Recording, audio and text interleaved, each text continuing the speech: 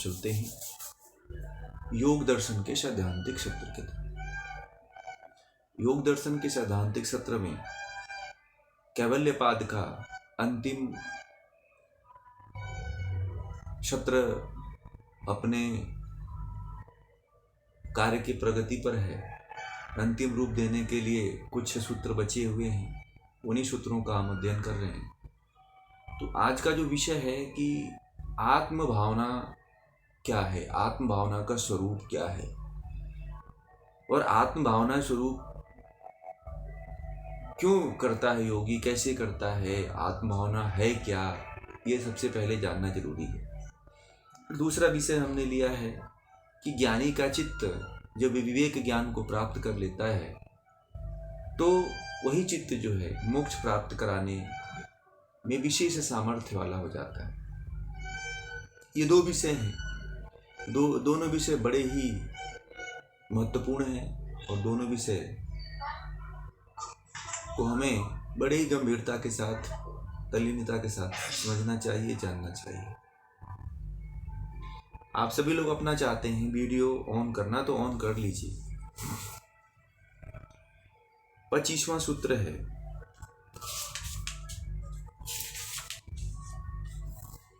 विशेष दर्शिनः आत्मभाव भावना निवृत्ति। विशेष दर्शिना आत्मभाव भावना निवृत्ति, भावना विनिवृत्ति। यानी कि इसके शब्दों के अर्थों को पहले जान लें, उसके बाद उसके अर्थ को जानेंगे। उसके बाद हम इसकी व्यास आदि जो ऋषियों ने जो इसके ऊपर टीका किया है उसके माध्यम से इसका हम वर्णन करेंगे, व्याख्या करेंगे। तो पहला शब्द है विशेष दर्शिना। विशेष दर्शिना मतलब विशेष ज्ञानी की, विशेष ज्ञानी की। और अगला जो शब्द है आत्मभाव भावना विनिवृत्ति, यानी कि आत्मा विषयक जिज्ञासा निवृत्त हो जाती है। आत्मा विषयक जो जिज्ञासा होती है वह निवृत्त हो जाती है, पूरा हो जाती है। इसका जो तात्पर्य है कि विशेष ज्ञानी की आत्मा विषयक जिज्ञासा निवृत्त हो जाती है। इसके सूत्रों के से जो अर्थ निकलता है, सूत्रार्थ जो निकलता है, सूत्रों के अर्थ जो शब्दार्थ निकलता है, या फिर इसको इस तरह से समझ सकते हैं, पीछे थोड़ा सा जाना पड़ेगा आपको, पीछे वाले सूत्र में, कि जब विवेक ख्याति द्वारा पुरुष और पुरुष जो है चित्त में भेद को देखने वाले योगी की विवेक ख्याति द्वारा पुरुष और चित्त में भेद को जब विवेक ख्याति प्राप्त हो जाती है तो पुरुष यानी कि जीवात्मा और चित्त में भेद को देखने वाला जो योगी की यह कामना हो जाती है। वह यह देखता है कि मैं कौन हूँ, मैं कैसा हूँ, क्या था, आगे क्या होऊंगा। इस प्रकार की आत्म विषयक जो जिज्ञासा होती है वह समाप्त हो जाती है। आगे फिर इसको इस तरह से महर्षि पतंजलि ने कहा है, परंतु और इसको सरल भाषा में अगर समझना चाहते हैं तो जैसे कि योगी व्यक्ति जब ईश्वर, जीव तथा प्रकृति के स्वरूप को पृथक पृथक जान जाता है। जब कोई साधक है, कोई योगी है,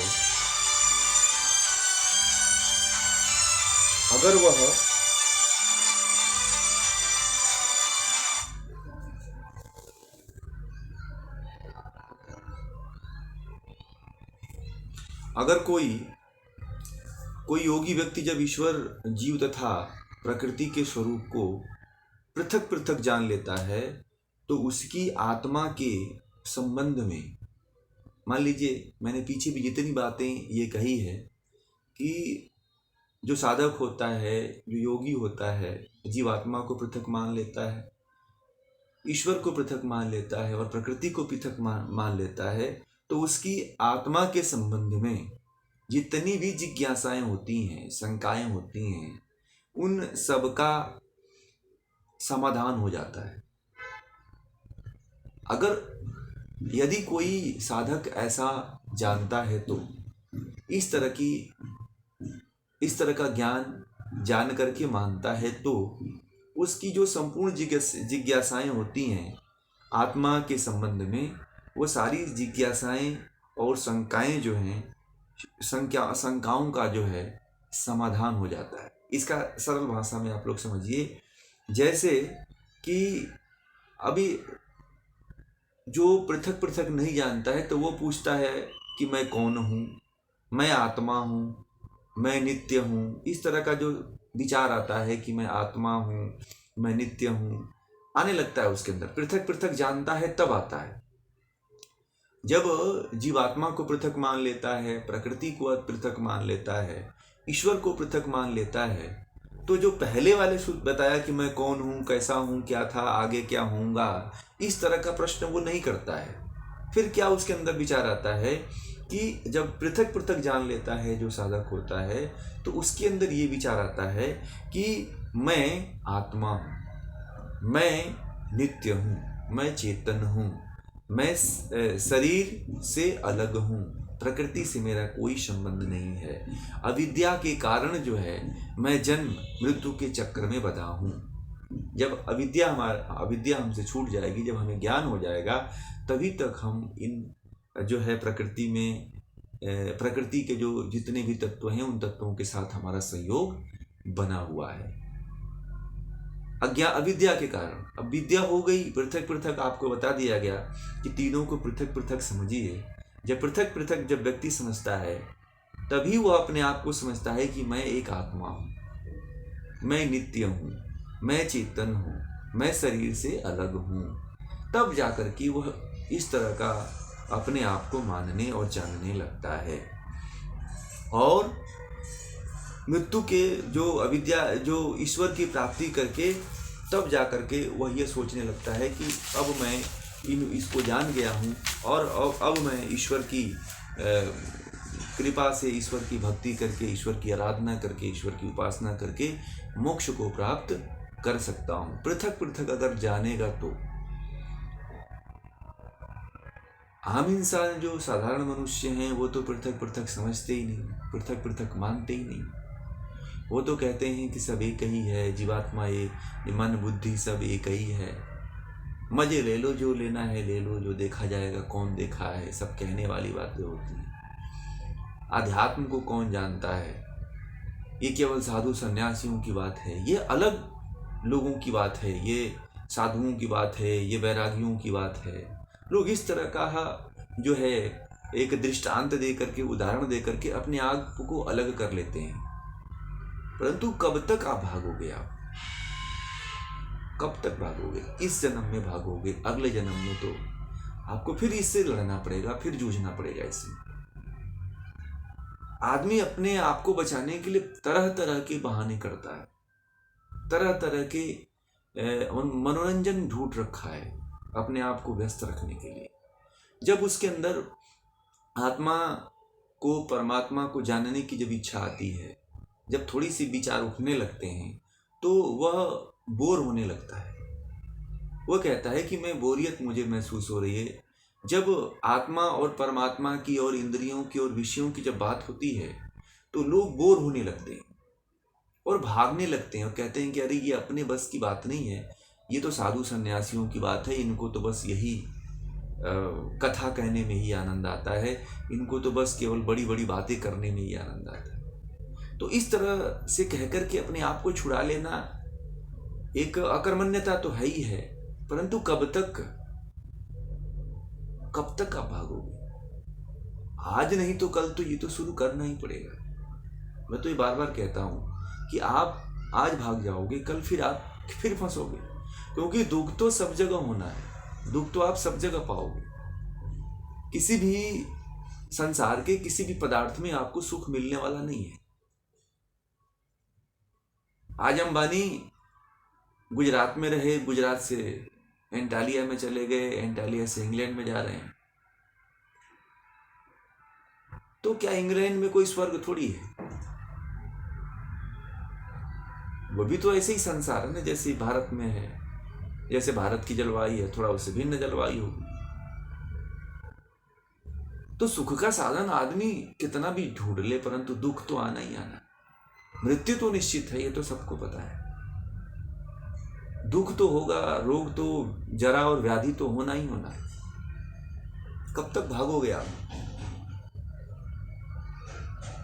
कभी ना कभी, आज नहीं तो कल शुरुआत तो करनी पड़ेगी।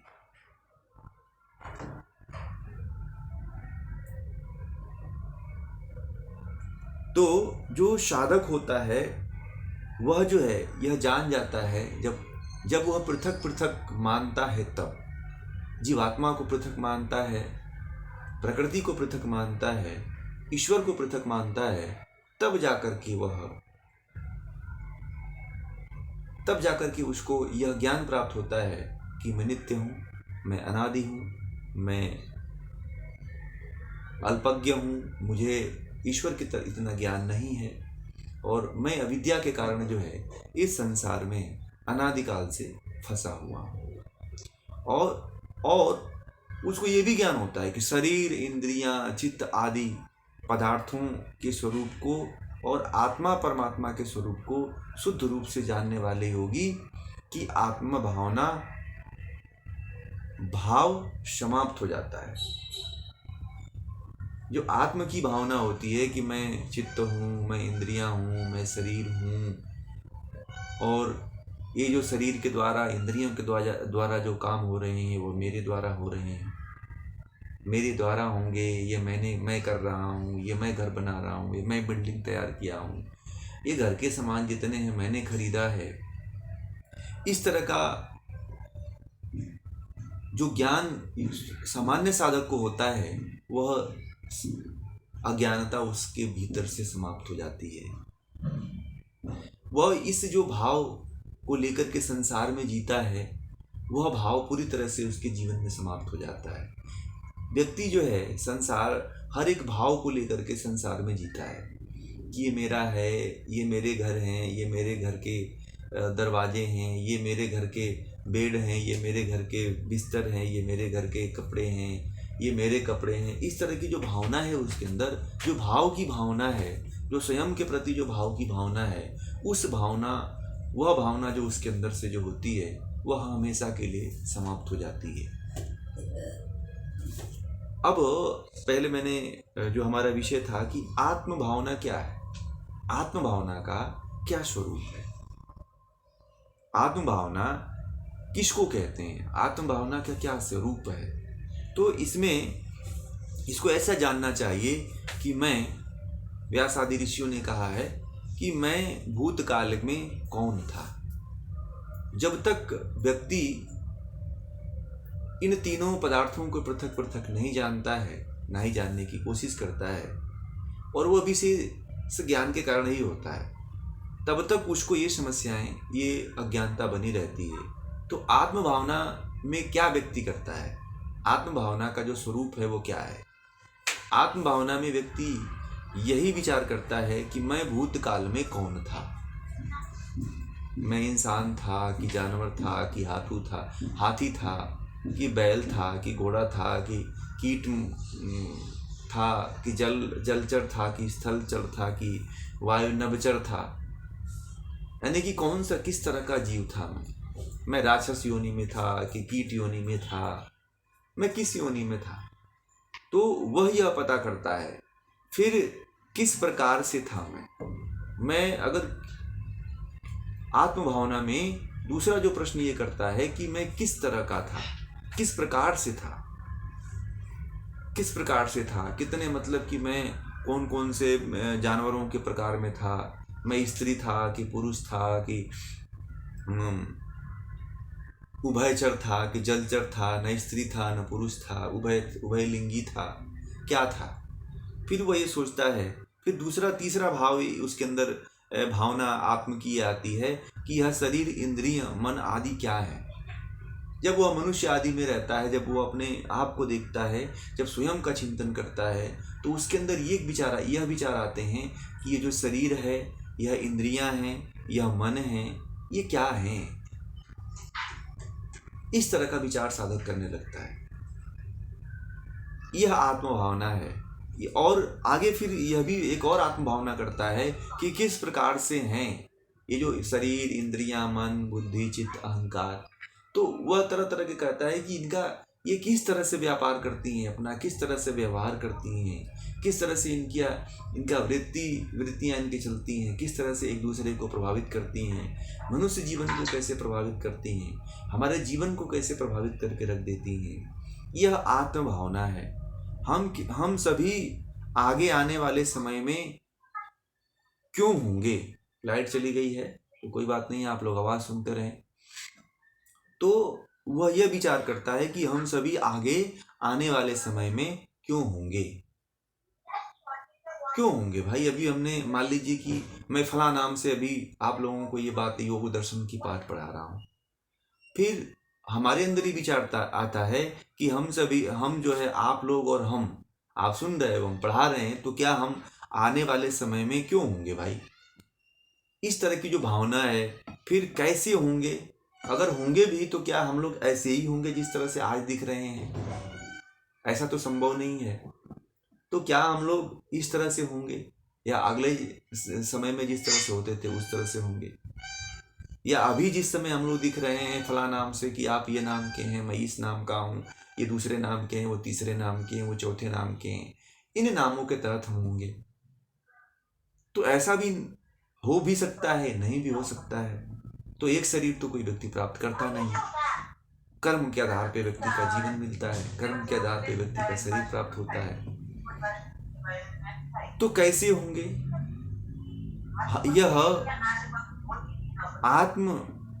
यही जो है आत्म भावना है। स्पीकर बंद कर दें, जिनका भी ऑन है, जिनका भी स्पीकर ऑन है वो बंद कर दें। तो इस तरह के विचार आते हैं जब साधक जो है इन तीन पदार्थों को अलग अलग पृथक पृथक नहीं मानता है। जब साधक पृथक पृथक मान लेता है, तब ये जितने भी आत्म भावना का स्वरूप मैंने बताया, वह एक भी आत्म भावना का स्वरूप विचार आपके मन में नहीं आता है, चित्त पे नहीं आता है। आत्म भावना का जो है विचार जो है, जब तक आपके अंदर अज्ञानता बनी हुई है, तब तक ये विचार आपके भीतर आते रहते हैं। बार बार ये प्रश्न उठता है कि मैं कौन हूँ, मेरा क्या होगा, मेरे बच्चों का क्या होगा, मेरे पति का क्या होगा, मैं मर जाऊंगा तो क्या होगा, फिर कौन देखेगा, कौन खिलाएगा, मेरे इनका क्या होगा, मेरे पैसा इतना मेरे पास नहीं है, फिर कैसे पैसा आएगा, कैसे अपने जीवन को मैं जीऊंगा। इस तरह के तमाम विचार भावनाएं आपके भीतर उठती रहती हैं, जब तक कि आप इनको पृथक पृथक नहीं जान जाते। और यह आत्म भावना विशेष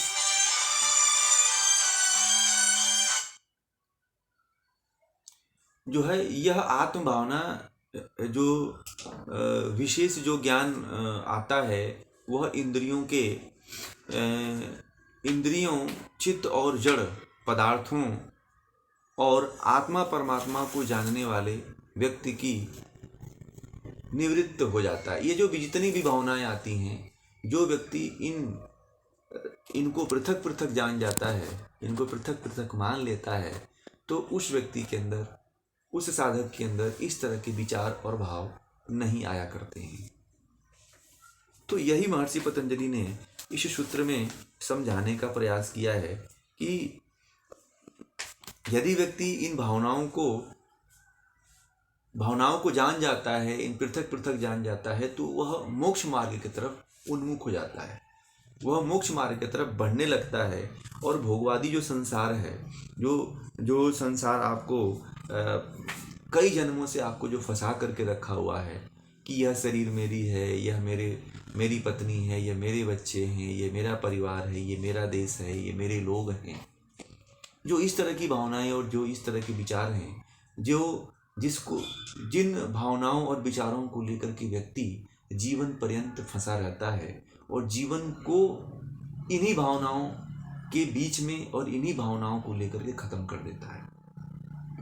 आपने देखा होगा जब लोग मरते हैं तो इन्हीं भावनाओं को लेके मरते हैं। लोग जब मरते हैं तो मरते हुए उनको दुख होता है। बहुत बिरले लोग होंगे जो भावनाओं को लेकर के नहीं मरते हैं, परंतु जो पृथक पृथक जान लेता है, जो योगी होता है, जो साधक होता है, वह किसी भावना को लेकर के नहीं मरता है। परंतु जो सांसारिक लोग हैं वह भावनाओं को लेकर के मरा करते हैं। देखा होगा आपने, किसी व्यक्ति कोई व्यक्ति जब मर रहा होगा तो उसके पास आप थोड़ा बैठिएगा। आपको जब पता चलता है, जब कोई घर में बुजुर्ग व्यक्ति होता है तो जब मरता है तो उसके साथ लोग पूछते हैं कि कुछ कहना है आपको, कुछ हमसे बातें करनी है। तो जब मरे हुए व्यक्ति के पास लोग बैठ करके जब बातें करने लगते हैं तो वह यह व्यक्ति कहता है कि मैं यह नहीं कर पाया, मुझे ये कार्य मेरा बच गया है, तुम ये कार्य कर देना।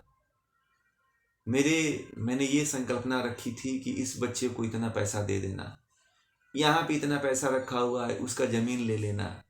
और वह बार बार दुखी होता है कि मेरे पास मैंने इतना धन कमाया, इतना मैंने कंपनियां बनाया, इतना मैंने व्यापार किया और मैंने अपने जीवन को नहीं भोग पाया।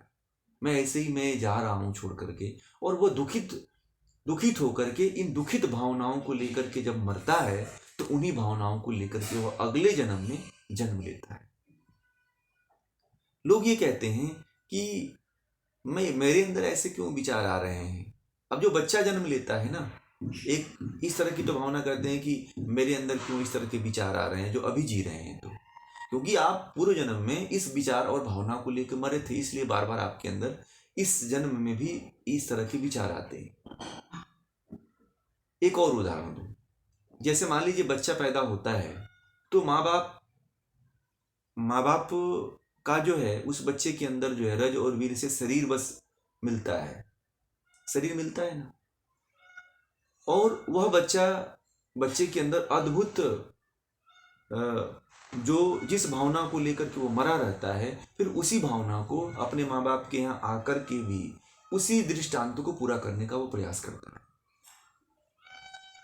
एक उदाहरण दूं, जैसे राम ने जन्म लिए, चाहे भगवान श्री कृष्ण ने जन्म लिए, तो भगवान श्री कृष्ण की जो पूर्व जन्म का जो संस्कार था कि अच्छे कर्म किए होंगे, अच्छे दृष्टांत और अच्छे भावना को लेकर के मरे होंगे, इसलिए जो है पिछले जन्म में जब उनका कृष्ण के रूप में देवकी के गर्भ से उनका जन्म होता है तो वह जन्म लेते ही उसी भावना को दृष्टांत दृश्य दिखाते हैं। उसका बचपन से ही जन्म लेते ही राक्षसों का संहार करते हैं। अब मैंने जो छोटे बच्चे का जैसे एक विचार बताया, एक उदाहरण दिया कि जैसे छोटा बच्चा जन्म लेता है तो माँ बाप सोचते हैं कि मैं ये बनाऊंगा इस बच्चे को, मेरा बच्चा ये बनेगा, मेरा बच्चा डॉक्टर बनेगा, मेरा बच्चा इंजीनियर बनेगा, मेरा बच्चा जो है पायलट बनेगा, मेरा बच्चा जो है अमेरिका में जा करके अमेरिका का राष्ट्रपति बनेगा।